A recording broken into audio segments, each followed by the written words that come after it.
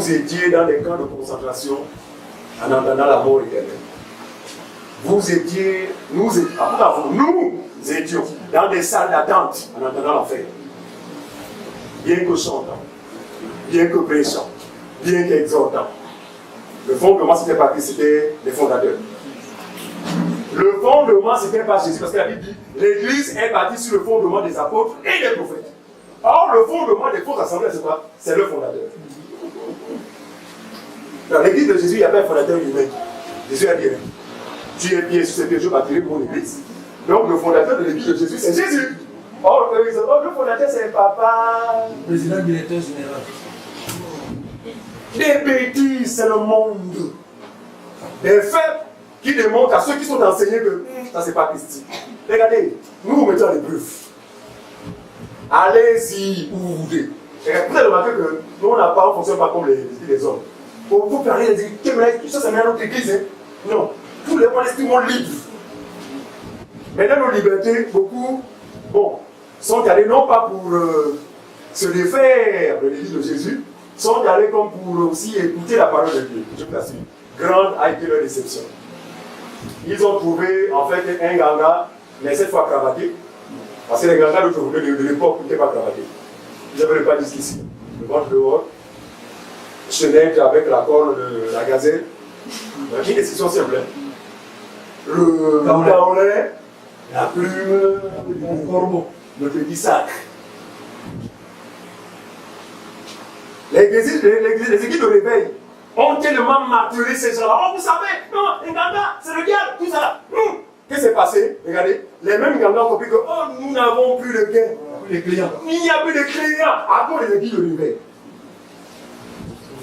Regardez, le ganga vivant de cette activité va dire non, si je me mets encore avec le kaolin et en construisant une lutte, personne ne viendra. Parce que les églises de réveil ont déjà énoncé ces choses-là. Ce que je vais faire, c'est quoi? C'est aller en ville, quitter le village là-bas, me laver pour me dépouiller du kaolin, enlever ma plume, enlever mon sac, mon bonnet rouge, enlever tout ça, me rendre directement à la gare routière quand j'arrive à l'île de vie. Parce que la gare routière, on a des vestes à 10 000 francs. Avant même 5 000 francs, il y a des gens. Non, écoutez, vous n'avez pas le moyen d'aller là-bas, c'est comme ça. Parce que chacun fait en fonction de ses moyens. À ce niveau-là, on ne vous dirait pas que notre frère là qui n'est pas prospère. Tu l'es! Parce que tu as Jésus. D'accord? Mais dans cette vie, tout le monde ne vit pas de la même manière. Celui qui a 100 francs ne peut pas aller prendre un article de 150 francs. Celui qui a 100 francs va trouver entre 20 francs et 30 francs. Est-ce que vous comprenez ça? Dieu est normal. Et une fois cité ces vestes, mon ami, il va confirmer qu'il est un homme de Dieu par l'achat d'un crucifix. Les crucifix que les églises de réveil ont condamnés à un moment. Ils ont condamné les églises catholiques. Oh, machin. Tous les faux serviteurs. Appelés évêques, archevêques, les églises de réveil, chacun a un crucifix. Il y a un problème. Lequel des apôtres a porté un crucifix? Jésus en a suffisait pour démontrer que c'était le serviteur de Dieu. Il n'avait pas besoin d'apparence extérieure. C'est pas nous le péché en polo, ce n'est pas notre problème. Ce qui est important pour nous, c'est le nom de Dieu en nous. Et regardez, il va trouver un environnement, il va trouver des ignorants, des naïfs. C'est des églises de réveil. Regardez, il n'y a pas, suivez-moi bien, un environnement aussi sensible que les églises de réveil. Regardez, il y a quelques années, j'ai invité un ami dans cette église dans laquelle j'étais. Je suivais cette église-là, soi-disant, pour la vision qu'elle avait, parce qu'elle prenait l'excellence. Ça veut dire que si tu es habillé en Mandjango, dans cette église-là, il faut revoir ta manière d'habiller. T'es frais. Et je vous assure, ce qui m'a tiré là-bas, c'est quoi? C'est l'excellence, les choses de la vie, et c'est le bling-bling de la terre. Et j'ai invité un ami que moi je condamnais tous les jours. Tu es un païen, tu es un enfer, tu es un païen. Et puis un jour, il a donné sa présence. Il est venu ce jour-là, on s'est assis, voilà, et puis, pendant que moi j'étais là, pendant que je subissais la manipulation, faut bien suivre ça, pendant que je subissais la manipulation, celui que je condamnais, que j'appelais païen, lui était lucide. Il n'a rien dit. Donc quand tu dis, machin, qui donne 100 000 francs, Dieu va vous bénir. Voilà, naïf, ignorant. Le type là, mon invité ne lève pas la main. Vous savez ce qu'il m'a dit qu'il a trouvé de me dire après l'assemblée. Ah, désolé, mais comment vous faites manipuler par des gens comme ça? C'est la seule jour-là, j'ai vu le diable dans lui. C'était pas le diable. C'était pas le diable. C'était Marie qui a dit que vous ouvrez les yeux. Comment tu fais manipuler par des gens comme ça? On vous exprime tout le temps là, personne ne voit. Il dit que ce qui me choque, c'est que je vois des cadres. Il ne voit pas. Et c'est là que j'ai compris quoi? J'ai compris l'impact de la manipulation. En fait, c'est l'emboutement. Derrière chaque fausse doctrine se cache un démon d'emboutement. Parce que comment comprendre que les pères et les mères de famille vont se faire manipuler parfois par des enfants de 17 à 20 ans. Au point où une maman de 90 ans va appeler ce monsieur, ce jeune homme, papa. C'est compliqué. Donc nous rendons grâce à Dieu de ce que les yeux se sont ouverts. Désormais, nous savons celui que nous croyons, celui que nous adorons. D'accord? Ne nous adorons pas. Allons-y. Nous disons. Voilà, acte 13. Voilà, on y va. Il y avait dans l'église d'Antioche des prophètes et des docteurs. Des prophètes et des docteurs. Barnabas, Simon appelé Niger, Lucius de Cyrène, Manaël, qui avait été élevé avec Hérode le Tétrarque. Très bien. Et Saul. Oui. Pendant qu'ils servaient le Seigneur dans leur ministère, oui. Et qu'ils jeûnaient, le Saint-Esprit dit, mettez-moi à part Barnabas et Saul, à laquelle je les ai appelés. Donc le Saint-Esprit s'est exprimé à travers l'Église. Et Paul et Barnabas ont été mis à part. Ensuite, au verset 3, oui. Alors, après avoir jeûné et prié, ils leur imposèrent les mains. Et les laissèrent partir. Regardez, ceux à qui les mains avaient été imposées avaient déjà reçu le Saint-Esprit. C'était Paul. Il avait déjà pris, il avait Dieu en lui. Suivez. Mais en ce qui concerne la charge, nous avons besoin de ce qui est excellent. Donc la capacité. L'Esprit de Dieu est en nous, suivez-moi bien. Mais il faut certains actes, il faut certaines paroles pour que ces choses prennent vie. Et vous avez vu que Barnabas et Paul, tous ont été efficaces dans leur ministère. D'accord? Alors, ça c'est ce qui concerne les charges. Donc, je récapitule. L'acte d'imposition des mains concerne selon la première alliance, la transmission de quoi? De la bénédiction.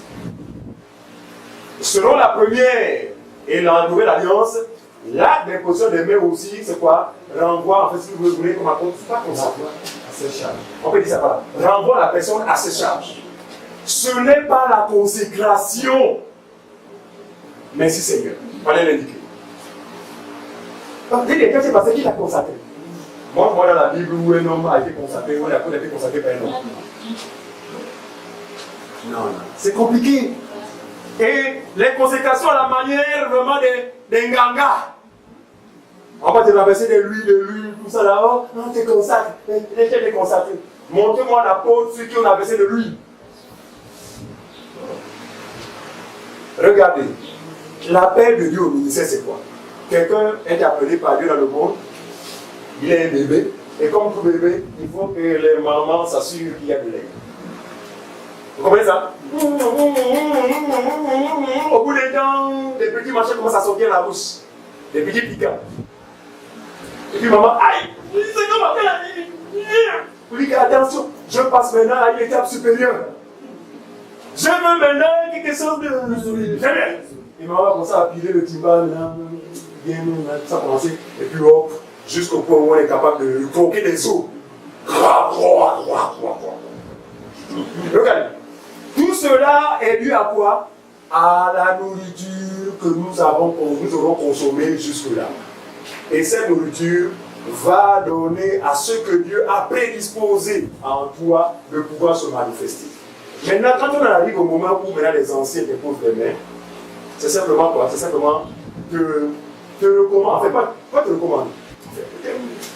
Comme on a dit, te renvoyer à ta charge. Te renvoyer à ta charge. Ce n'est pas eux qui t'ont établi. Toi, tu as été établi par Dieu. À quel moment? Avant la fondation du monde. Est-ce que vous comprenez ça? Le vrai serviteur de Dieu n'est pas établi avec des robes blanches et des huiles. Ça, c'est l'église catholique. Ce sont des catholiques. Regardez dans grâce à Dieu, parce que tous ceux qui ont condamné ces gens-là sont en train de repartir sur le femme. Pourquoi? Parce que l'église catholique, en fait, c'est la maman. Et c'est une maman qui a fait plusieurs filles. Des filles qui sont rebellées à un moment contre elle. Je viens les roses parce que toutes les filles sont demandées par elle. Toutes ces filles-là, chacune est venue en maman, vraiment regrette. On a condamné le marché petit bonnet toujours là, mais on se rend compte que vraiment c'est important. Parce que sans ça, on ne peut pas nous reconnaître comme étant les hommes de Dieu. Ils cherchent la vie des hommes et non celle de Dieu. Or, ce qui nous importe, nous, c'est quoi? C'est pas le témoignage des hommes, mais c'est le témoignage de Dieu pour notre vie, qui est confirmé par la fidélité à sa parole. C'est cela que nous jugeons les versets de Dieu. Alors, donc, en ce qui concerne les charges, d'accord, on a vu que, effectivement, les positions de main peuvent se faire. Maintenant, il y a aussi le troisième point, c'est celui, par exemple, du péché. Dans la première alliance, suivez-moi bien, lorsqu'on arrivait à la fête des expiations, donc le souverain sacrificateur devait rentrer dans le lieu très saint pour offrir à Dieu un sacrifice annuel pour le péché du peuple. Regardez, pour que le péché du peuple leur soit ôté, du moins pour un an, même avant un an, parce qu'après le sacrifice, même les gens commencent à retenir le péché. Ah, c'est bien. Mais, c'est bien.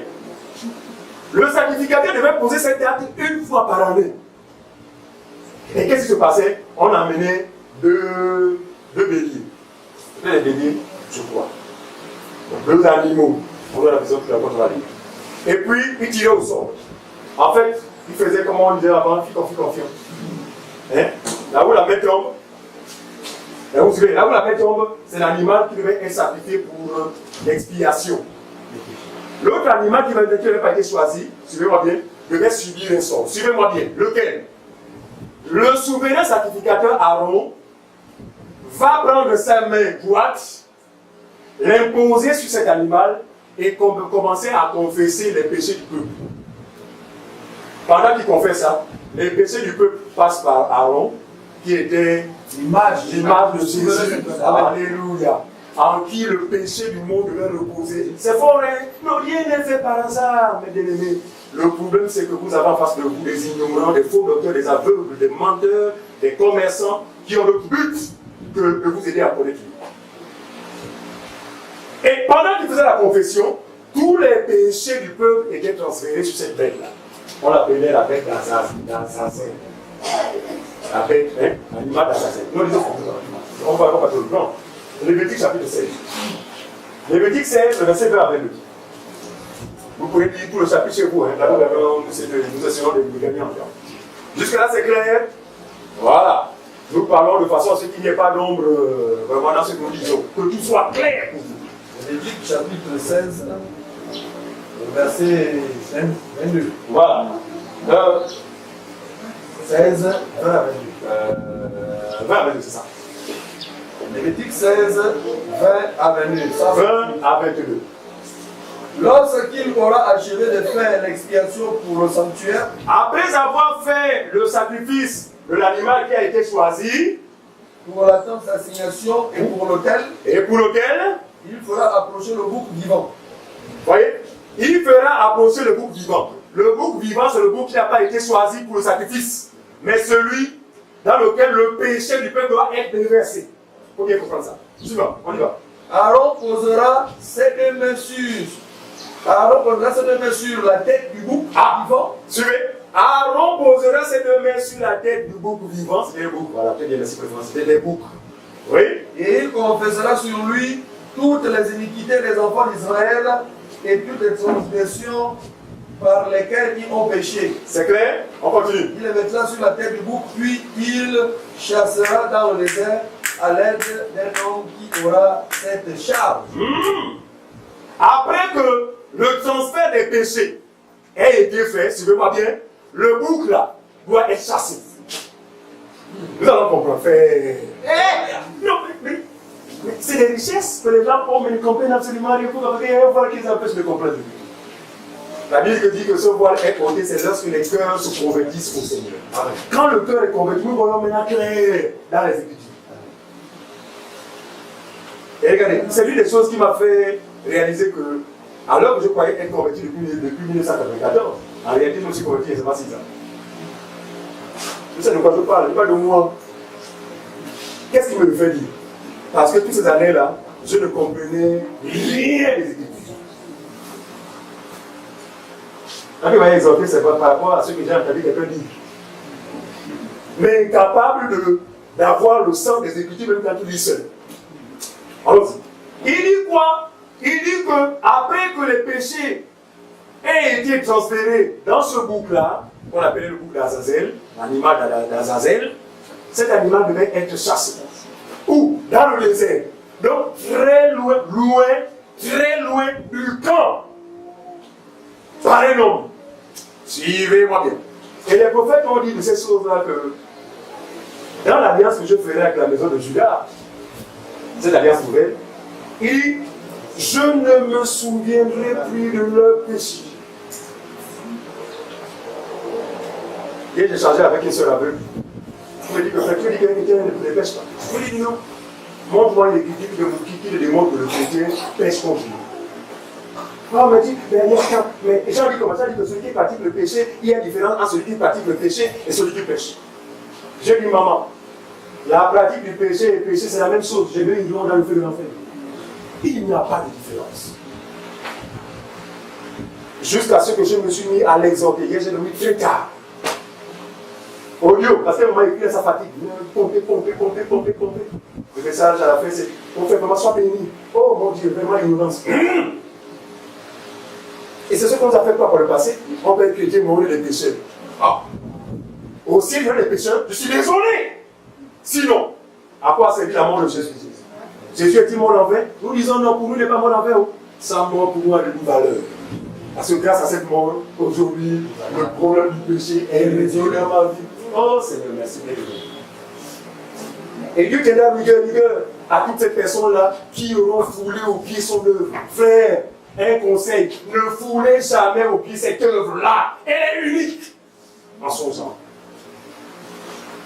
Oh, tu sais, un chrétien, mais tu sais que quand même il faut les œuvres. Hein?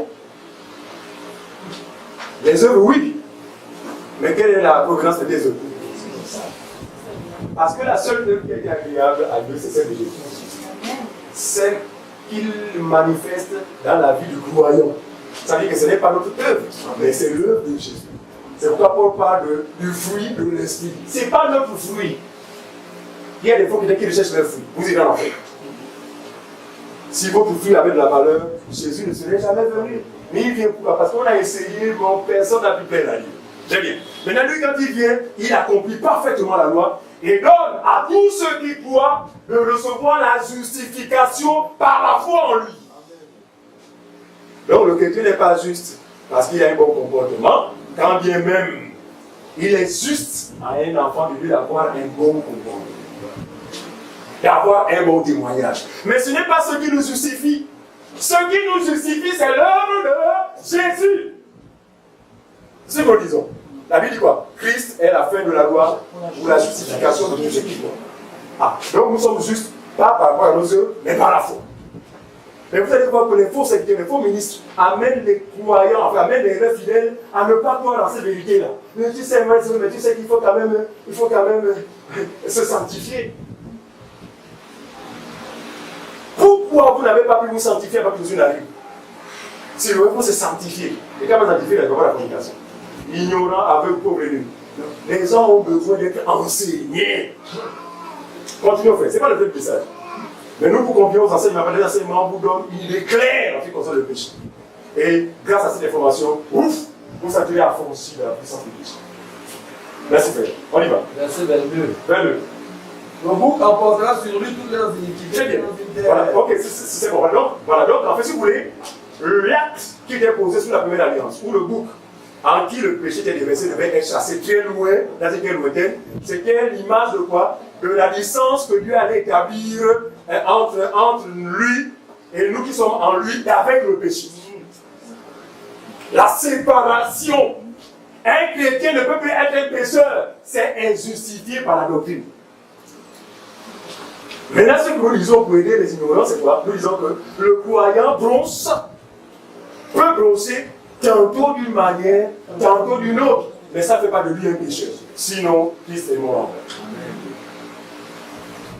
Le croyant blanche, vous vous souvenez du croyant qui avait blanchi à l'église de Corée? Un croyant, il avait blanchi en quoi faisant?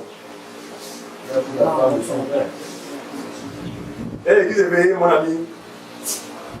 Lui là, l'enfer sans escale. Je mens. L'église des hommes, après un acte comme ça. Eh mon frère, lui là, toujours reste sans escale. Mais regarde, le frère c'était un frère en Christ. Il avait blanchi.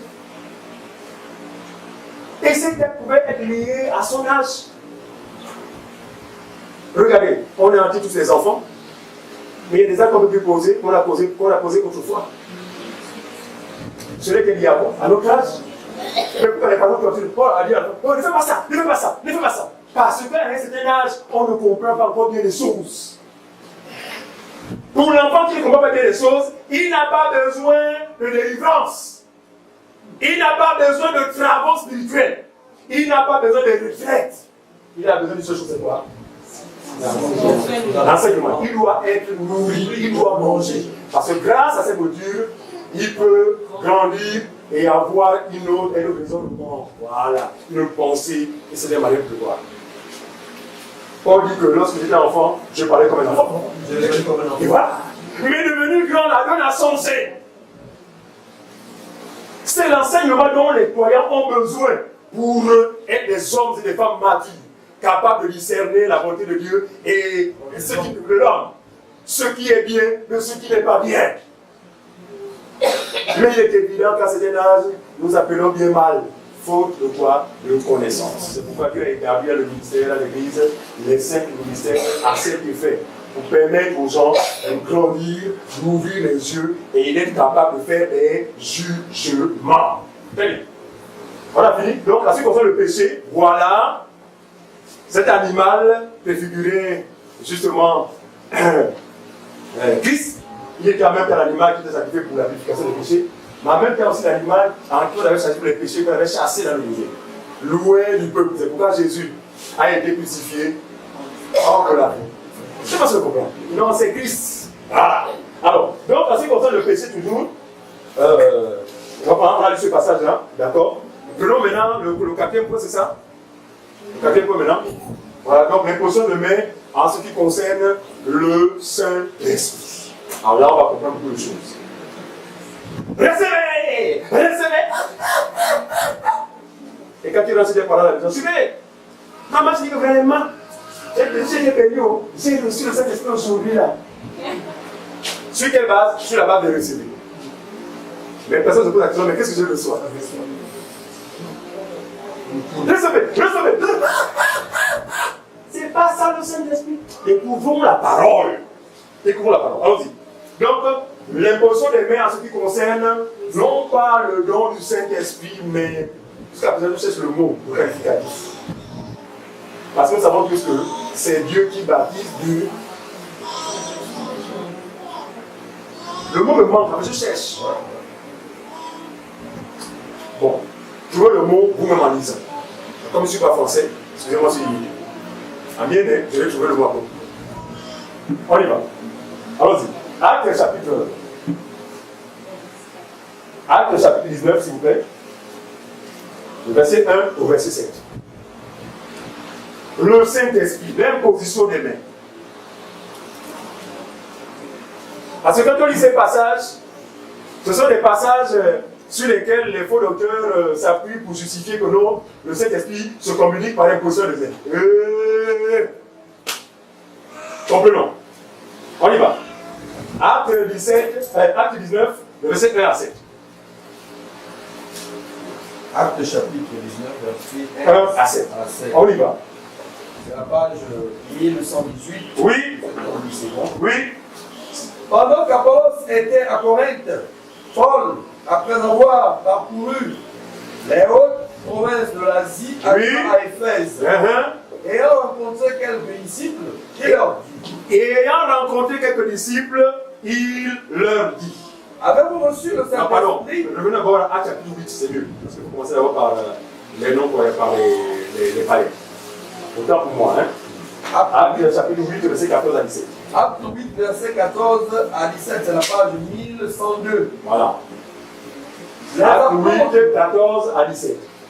Suivant. Les apôtres qui étaient à Jérusalem, que la Samarie avait reçu la parole de Dieu, ayant appris que la Samarie avait reçu l'Esprit de Dieu. Regardez, la Samarie, regardez, c'était des peuples, c'était des non-juifs, des païens, des non-croyants. Et d'ailleurs, c'est sur ce peuple-là que les apôtres ont dit à Jésus que Jésus, comme il ne veut pas te recevoir, lance-leur le feu pour qu'ils soient détruits. Comme les églises des enfants, non? C'est des lanceurs de feu. Mais Jésus a répondu à ses disciples, mais de quel esprit êtes-vous animé? Il dit, le Fils de l'homme n'est pas venu pour perdre, il est venu pour sauver. Arrêtez-moi vos pensées bizarres. Vous comprenez ça? Alors regarde, c'est ce même peuple-là, après que Dieu ait accordé son esprit le jour de la Pentecôte, les Samaritains qui n'avaient pas part aux choses de Dieu, les apôtres apprirent qu'ils avaient reçu favorablement la parole de Dieu. On y va. Ceux-ci arrivaient chez les Samaritains, prièrent. Ceux-ci arrivaient chez les Samaritains, prièrent pour eux afin qu'ils reçussent le Saint-Esprit. Ils prièrent pour eux afin qu'ils reçussent le Saint-Esprit. C'est ça? Oui. Oui. Ils prièrent pour eux. Regardez, ils avaient déjà reçu la parole de Dieu. D'accord? Mais les apôtres prièrent pour eux afin qu'ils reçussent le Saint-Esprit. Regardez. Ça, ce sont des actes qu'on appelle des actes exceptionnels. Parce que selon la vraie parole, c'est Éphésiens 1,13 qui dit clairement qu'on ne reçoit le Saint-Esprit qu'après avoir entendu l'évangile de la vérité. Est-ce que vous comprenez ça? Or, là, nous sommes dans un contexte où, pour la première fois, les animaux, les gens de mauvaise vie, les publicains, les païens vont avoir part aux choses de Dieu conformément à ce que Jacob avait fait sur Manassé et Ephraïm. Est-ce que vous comprenez ça? Parce qu'au départ, c'est pour les Juifs. La Bible dit quoi? Le salut vient des Juifs. Mais Dieu, dans son amour, va détourner ce salut pour l'orienter vers nous. Et donc, il fallait, suivez-moi bien, que les apôtres, qui constituent le fondement de l'Église, suivez-moi bien, l'Église est bâtie sur le fondement des apôtres et des prophètes, il fallait que l'un d'entre eux, ou les apôtres, aillent là-bas eux-mêmes pour poser la première pierre. Il faut parler comme ça. Mieux comprendre. C'est parce que vous comprenez mon langage. Parce que c'est eux qui sont les détenteurs. L'Église est bâtie sur le fondement. C'est-à-dire que les païens ne peuvent pas avoir l'esprit autrement que par la main de ceux qui constituent le fondement des apôtres et des prophètes. On ne peut pas en faire une doctrine pour dire que non, tu es baptisé Saint-Esprit. Reçois, mon ami, c'est les démons que tu as le communiquer au monsieur. Pourquoi? Parce que tu ne comprends pas la portée de l'acte que tu poses. Tu as seulement écrit les apôtres, machin, tu ne comprends pas que eux, il fallait qu'ils aillent dans cette rivière-là pour poser la première pierre. Et après ces choses, le Saint-Esprit est arrivé jusqu'à nous au Gabon. Pour preuve, nous avons le Saint-Esprit. C'est parce que les apôtres ont posé la première pierre. C'est dans ce sens-là. C'est ce qu'ils vont encore faire avec, alors toujours Actes chapitre 19, s'il vous plaît. Actes chapitre 19, verset 1 à 7. On va venir à Actes chapitre 19, Oui. verset 1 à 7. Voilà, 1 à 7. Pendant qu'Apollos était à Corinthe, Paul, après avoir parcouru les autres provinces de l'Asie, arriva à Éphèse. Voilà. Et il a rencontré quelques disciples, il leur dit. À Éphèse, c'est l'actuelle Grèce. Vous savez que les Grecs ne sont pas des Juifs. Donc, il va faire la même chose. Parce que Dieu ne fait désormais exception de personne. Donc, en tant qu'apôtre, il va se rendre à Éphèse, il va trouver qui? Il a rencontré quelques disciples. Oui. Il leur dit. Avez-vous reçu le Saint-Esprit quand vous avez cru? Ah! Pourquoi ils avaient cru, hein? Pourquoi ils avaient cru? Parce qu'en temps normal, quand quelqu'un a cru, il doit recevoir le Saint-Esprit. Conformément à quel passage? Éphésiens chapitre 1. Vous aussi, après avoir entendu l'évangile de la vérité, en lui vous avez cru, en lui vous avez été scellés du Saint-Esprit. Mais vous allez voir qu'à Éphèse, quand bien ils avaient cru, mais attention, il fallait que les apôtres, la maison des... qu'on en est en équipe, ignorants. Même le baptême de sang ne consistait pas dans les confessions. Pourquoi? Parce que le péché était encore dans le monde. Ce n'est pas les confessions qui allaient les décharger du péché ou les affranchir du péché. Ils allaient être affranchis du péché par un seul fait. En faisant quoi? En croyant en celui que Dieu a envoyé. Regardez, si quelqu'un s'est repenti, ou encore ne s'est repenti que celui qui a cru au Seigneur. Si pour vous la repentance c'est j'avais fait un cahier, papa, j'avais fait un cahier. Et puis mon enfance, j'aimais voyager à mon village, je fallait prendre les enseignements de ce que je faisais quand j'étais petit. J'ai dit, papa, je me suis repenti. Tu vas aller en enfer avec ton cahier. Tu en as fait cahier en main. Très bien. Pourquoi? Parce que tu n'auras pas compris le bien fondé de la repentance. Jean est envoyé pour amener le peuple à se repentir. Quel peuple? Le peuple d'Israël. Se repentir de quoi? De la loi. Pour nous, notre repentance consiste à quoi? À nous détourner nous aussi. De quoi? De nos propres œuvres. De nos règles de conduite. Pour aller au ciel, il faut que... Je l'ai pu fumer. Pour aller au ciel, je dois plus. Je renonce à ça. Parce que même quand tu es en train de fumer, tu es toujours susceptible de poser un acte lié à la loi. Par conséquent, tu demeures transgresseur de la loi. À quoi ça sert? Oh Dieu, pour nous affranchir du péché, va inviter les hommes, attention l'évangile, à quoi? À croire en lui. Celui qui croit en lui, Dieu dit, je te justifie Dieu. Oh, ah bon, c'est... Tu devais juste, oui, c'est moi qui te rends juste. Même quand les hommes verront en toi, remarque-moi. Non, tu es juste pour moi. Et c'est un privilège. Il dit, Jean a été, vas-y, on va terminer. Alors, Paul dit, oui. Jean a baptisé du baptême de la repentance. Oui. Disant au peuple fais quoi? De croire en celui qui venait. De croire. Vous voyez que la vraie repentance consiste à croire. Et beaucoup de chrétiens disent je crois. Celle-là, elle dit qu'elle est chrétienne. Mais elle est incrédule. Pourtant, elle va à l'église, soi-disant. Pourtant, elle lit la Bible. Pourtant, elle fait mais elle ne croit pas. Elle ne croit pas que le sacrifice de Jésus est suffisant pour le ciel. Elle ne croit pas. Elle dit non, même si les chrétiens font enlève les péchés. Ça, c'est l'incrédulité. Et d'ailleurs, c'est cette catégorie de personnes qui vont se retrouver dans le lac de feu. Après s'être abstenu de la fornication, écoutez-moi bien, après s'être abstenu de l'adultère, après s'être abstenu des levains, après s'être abstenu des gangas, mais ils iront malheureusement en enfer. Ils vont s'en étonner. Oh Seigneur, peut-être me sanctifier? Non, tu viens sanctifier selon ton entendement. Il fallait te sanctifier selon ma compréhension. Celui qui se sanctifie pour Dieu, c'est celui qui a reçu sa semence. Amen. Il dit, tu sanctifie-les par la vérité de ta parole, car ta parole est la vérité. Et Jean va dire ceci. Celui à qui la semence de Dieu demeure, c'est ça, Jean 3 combien? Quoi c'est ce passage, non? Oui. Ne pêche pas et ne le peut. Pour une seule raison, parce que la semence de Dieu demeure en lui. Paul, par contre, il a Romains 6, là-bas, il va dire que nous sommes devenus une même plante avec Christ. Même plante.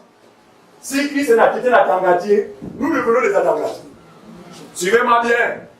Autrement dit, si Christ est saint, mon Dieu, mais pourquoi les gens ne croient pas? C'est pourquoi nous disons ceci. Contrairement à ce que l'église de l'Église, c'est parce que hier il m'a dit que mon frère, tu me dis que, voyez l'exemple, je prends un exemple. Hier c'était un bouleux, le jeune a s'appelle la puissance de la parole, avec une puissance. Même quand tu as quelqu'un bouleux, il faut dire parce que c'est bon. Frère, tu me dis qu'un exemple, bon voilà, bon, comme moi par exemple, je me sanctifie, je vais sur moi-même tout ça là, et que en mettant le jour où Jésus vient, il me faut la prédication, je vais être sauvé. Regardez les éléments de Dieu. J'ai dit ma soeur, tu es sûr que c'est après cet acte-là que Dieu, après t'avoir sauvé, va te mourir? Loin de là! Nous ne voulons pas encourager les gens dans le désordre, vous savez qu'en Christ, il n'y a pas de désordre. Mais nous disons que ce n'est pas pour ces raisons-là que Dieu condamnera le monde. Dieu condamnera le monde pour une seule raison, l'incrédulité. Et il dit aux Juifs, si vous ne croyez pas ce que je suis, qui est Jésus? Jésus est l'agneau de Dieu qui enlève le péché. Ah, autrement dit, si vous ne croyez pas que vous pouvez être délivré du péché, alors vous mourrez dans vos péchés. Jésus parle comme ça. Jean chapitre 16, il va dire que il est avantageux que je m'en aille, n'est-ce pas? Et car si je ne le fais pas, vous ne serez pas le consolateur. Et quand il sera venu, suivez, il convaincra le monde de péché, de justice et de jugement. Et c'est seulement ce que le passage à 100 comprend, ne comprend rien de ça. Donc, depuis le jour de la Pentecôte, l'Esprit de Dieu convainc les hommes de péché, de justice et de jugement. C'est quoi le péché? L'incrédulité. C'est quoi la justice? La foi. C'est quoi le jugement? La mort éternelle. Il faut bien comprendre ça. Il faut expliquer après le Dieu comme ça. Regardez. Mais il va donner l'explication parce qu'il savait que les hommes vont s'en prévoir. Le péché, c'est pas le vol, le mensonge. Il va dire, il convaincra les hommes de péché parce qu'il n'aura pas cru en lui. Ah, donc le péché, c'est quoi? C'est l'incrédulité. Et d'ailleurs, dans l'image là-bas, la raison unique qui a mené Dieu à décimer son peuple dans le désert. Suivez-moi bien. Quelle raison? Jude 1,5 dit que après avoir tiré le peuple d'Israël du pays d'Égypte, d'accord, il les fit mourir à cause de l'incrédulité. Vous voyez bien que de nouveau sur le soleil.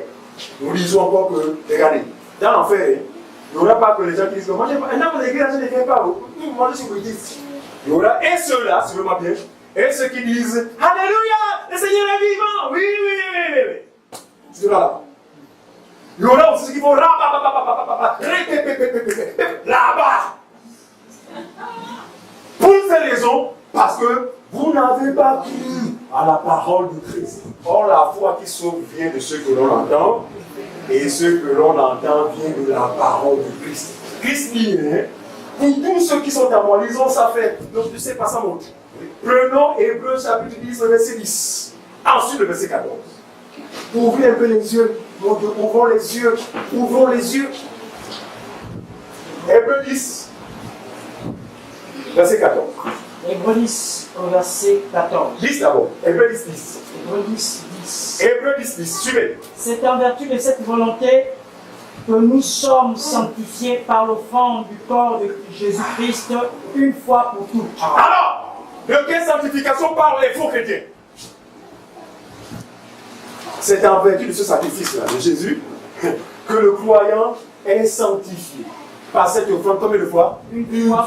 C'est pourquoi le vrai croyant n'appelle pas le sang de Jésus tous les jours. Non, Seigneur, lave-moi par ton sang, lave-moi par ton sang.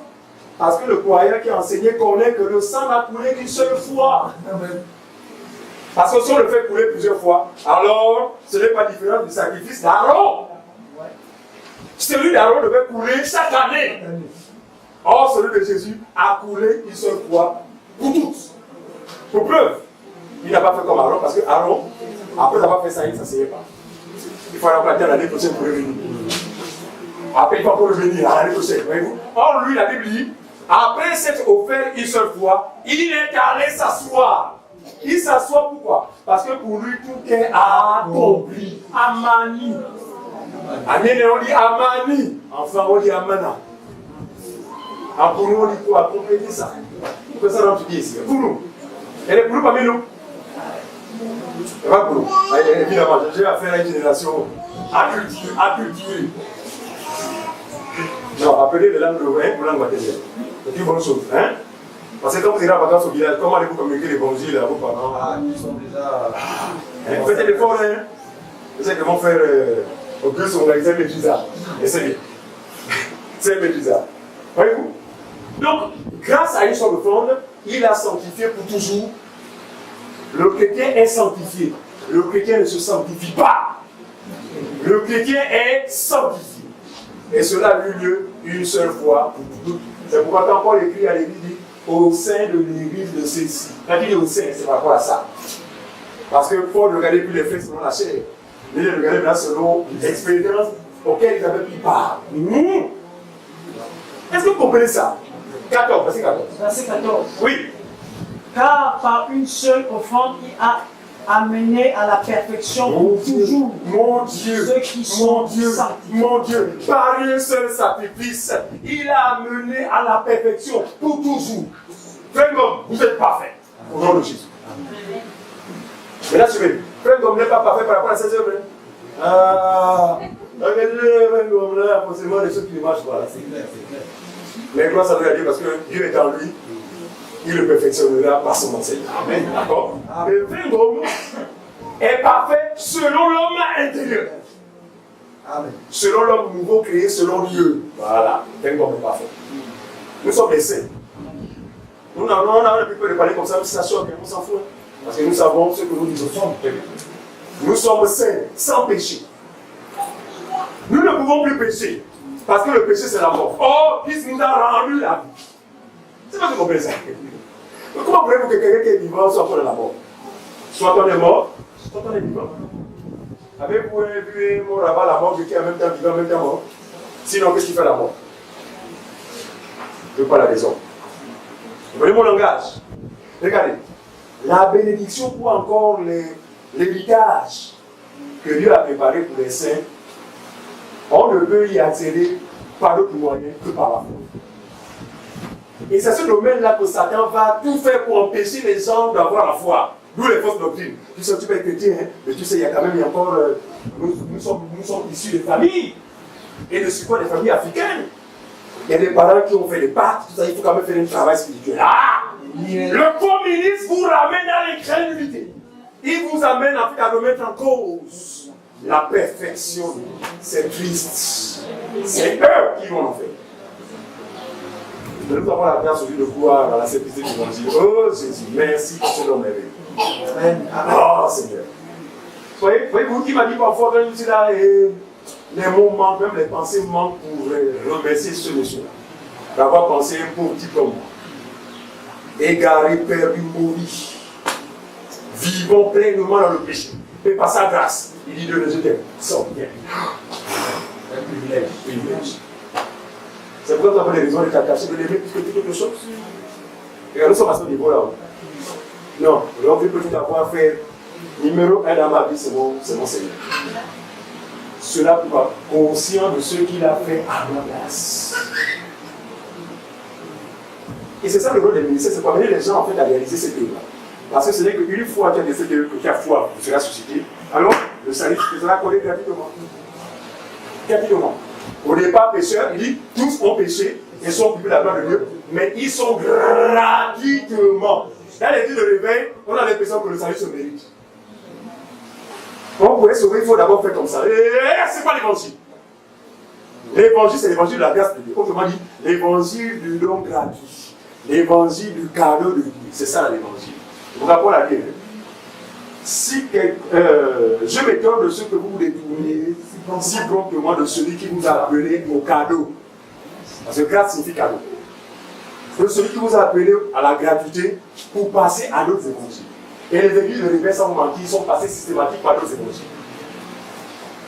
Au point où ils ont amené leur fidèle à penser que leur salut sera déterminé par leur comportement. Oh Seigneur, quelle bêtise, quelle erreur. Qui peut égaler les Juifs en matière de dites-moi, qui parmi les nations peut égaler les Juifs dans le cas des Juifs? Mais malgré l'efficacité, aucun d'entre eux n'a pu obtenir la justice de la loi. Ça veut dire que nous avons intérêt à renoncer à nos œuvres, aux œuvres de la loi, pour placer notre foi dans ce que Jésus a fait à notre place. Je reviens pour dire ceci. Abraham le patriarche, à qui la bénédiction avait été donnée, destiné à ses descendants. Et nous disons que les descendants d'Abraham, ce n'est pas celui qui est selon la chair. Même quand un juif est là, tu sais, moi, je suis juif, je le sens juif. Non, oui. Je m'étais fait circoncire le 8e jour. Frère Gom, le vrai petit, tu vas passer Frère Gom à la connaissance. Tu vas comprendre ça? Très bien. Parce que Frère Gom sait que le vrai juif ou le vrai fils d'Abraham, ce n'est pas celui qui est selon la chair, mais c'est celui qui est selon l'esprit, c'est-à-dire selon la foi. Alors le père de la foi lui-même, la Bible dit, il crut Et qui te dit quoi? Il crut en Dieu et cela lui fut imputé à justice. Ah.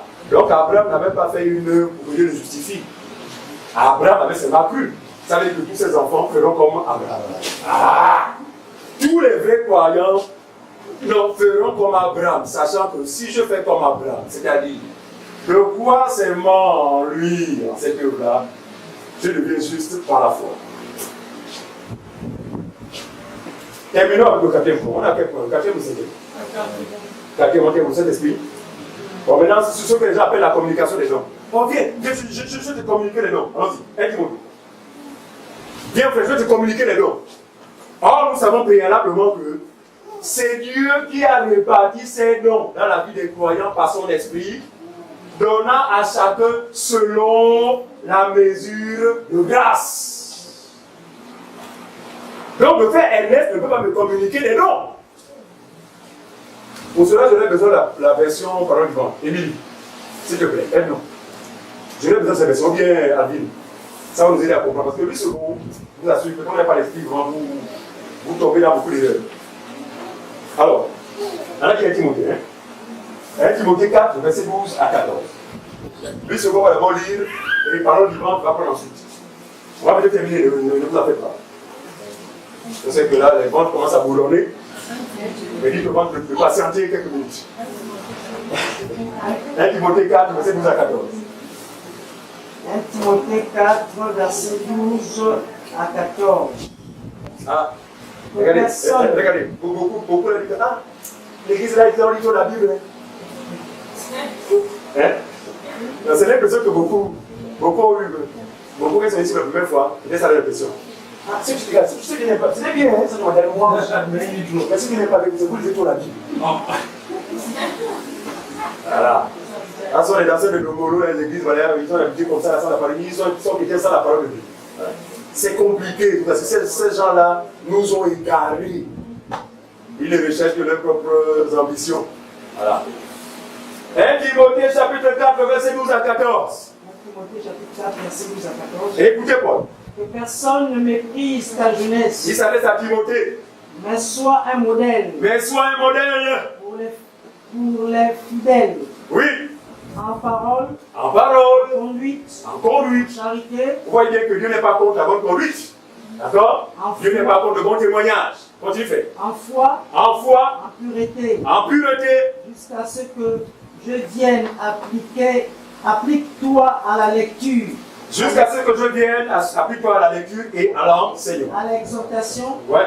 À l'enseignement. À l'enseignement. Ne néglige pas le don qui est en toi et qui t'a été donné par prophétie avec imposition de... Amen.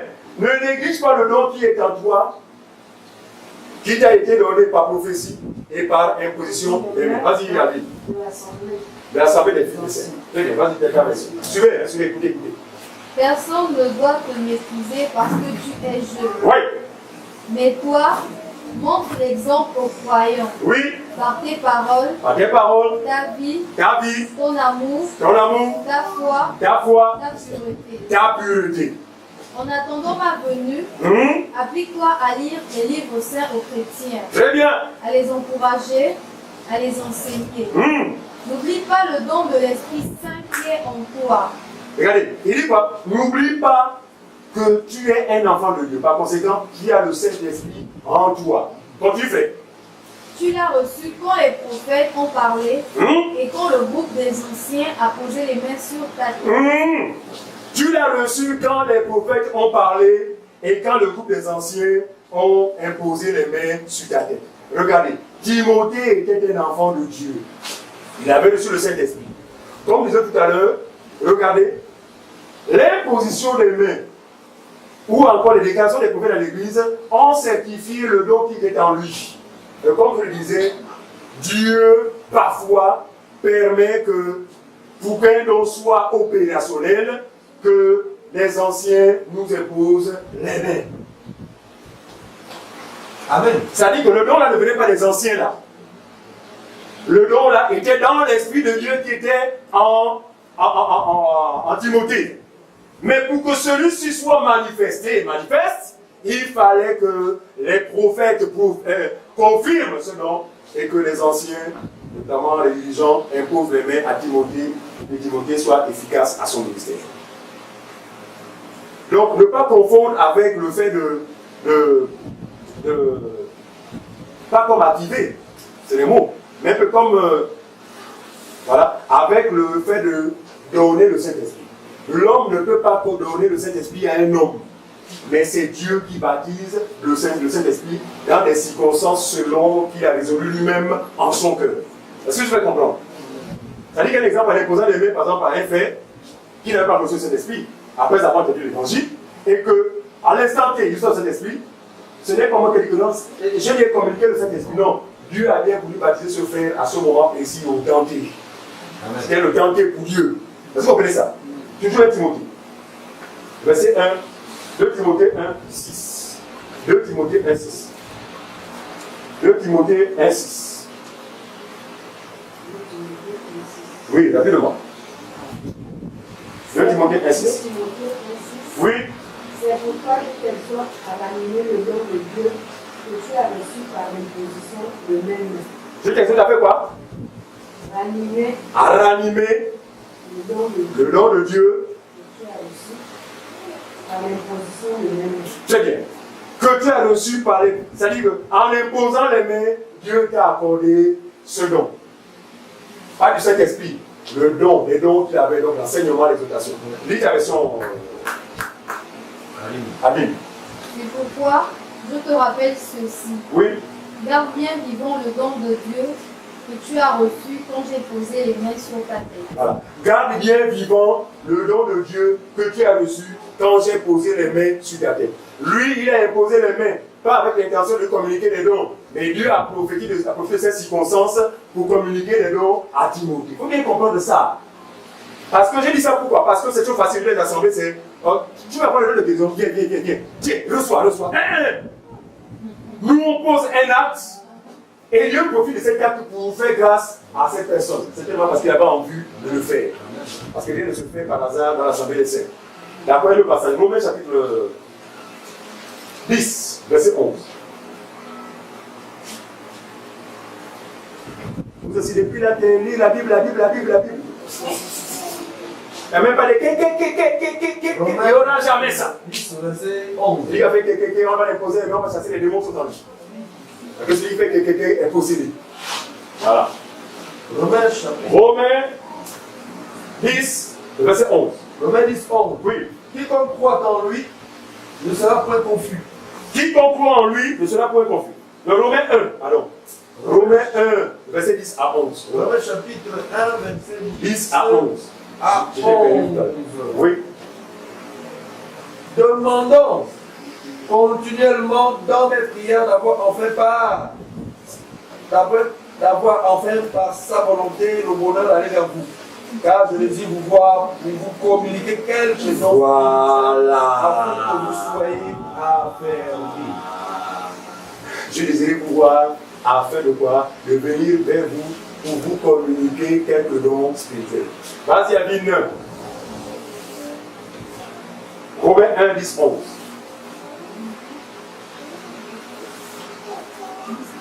Oui. Et je demande sans cesse de pouvoir aller chez vous, si Dieu le veut.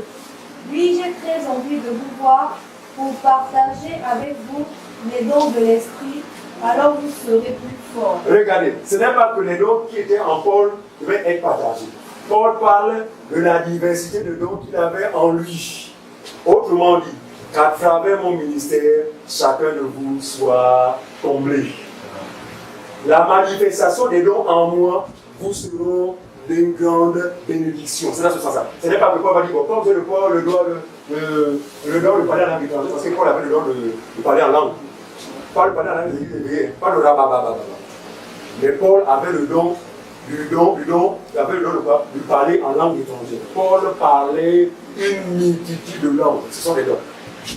Vous comprenez ça? Voilà. Donc Paul ne disait pas que non, je vais voir pour que je vous donne le don de parler en langue étrangère comme dit ça. Ce n'est pas Paul qui baptise, mais c'est Dieu qui baptise. Paul est dit que je désire venir au milieu de vous, afin que ce que Dieu a mis en moi vous soit fait. Ne pas accordé. Que vous bénéficiez, que vous jouissiez de ce que Dieu a déposé en moi.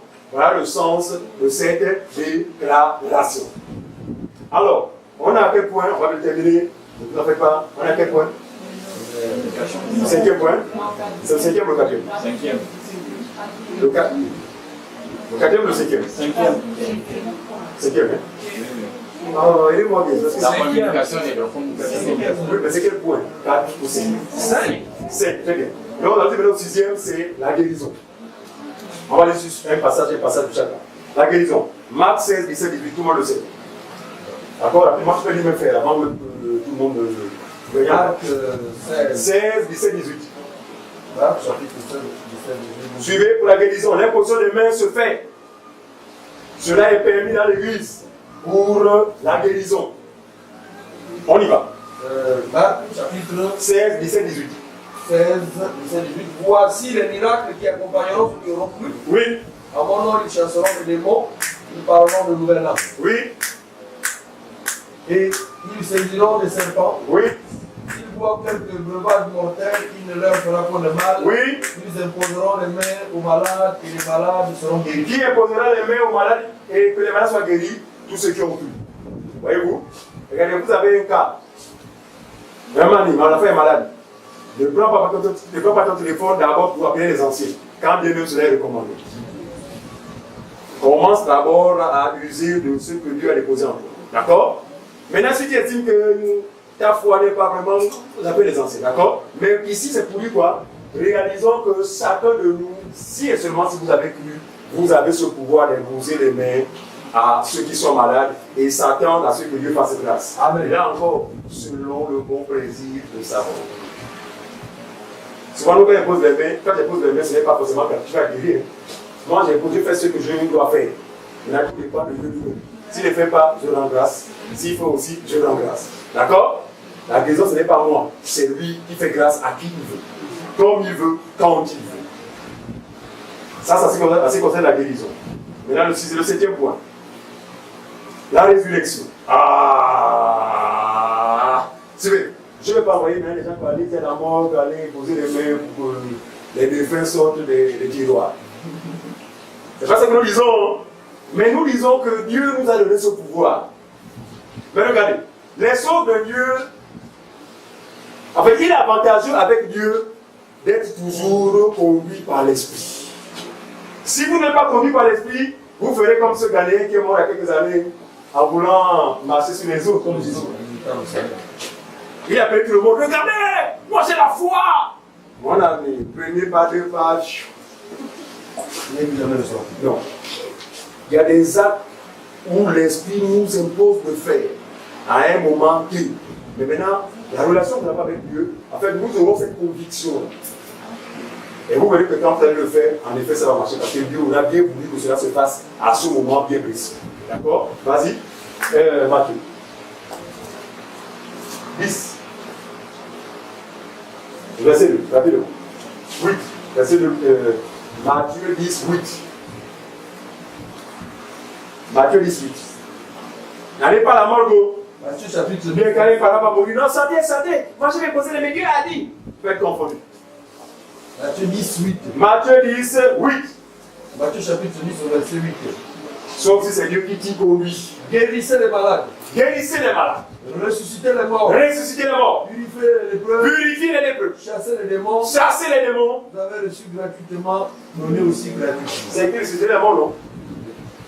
Donc le croyant a ce pouvoir. Regardez, le pouvoir du croyant n'est pas de lui. C'est le pouvoir de Dieu dans le croyant. Amen. Vous bien comprendre ça. Maintenant, le cas, il y a une mise en garde. Moi, j'ai dit à ce passage. Une mise en garde que Paul va donner à Timothée. Timothée. Regardez, si les pasteurs des églises de réveil là comprenaient ce passage-là, on assisterait moins aux impositions des mains. Parce que je vous assure, ça devient maintenant comme, je dis quoi?